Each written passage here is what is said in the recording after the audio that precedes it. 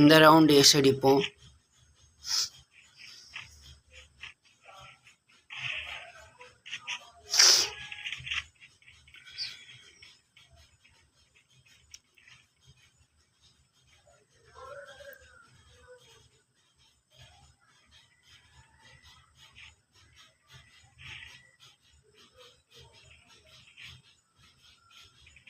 பார்த்தீங்கன்னா லாங்கில் ஒருத்தன் பாடி சொல்லாக்கான் டவுனு, இன்னொருத்தனும் லாங்கில் இருக்கான்.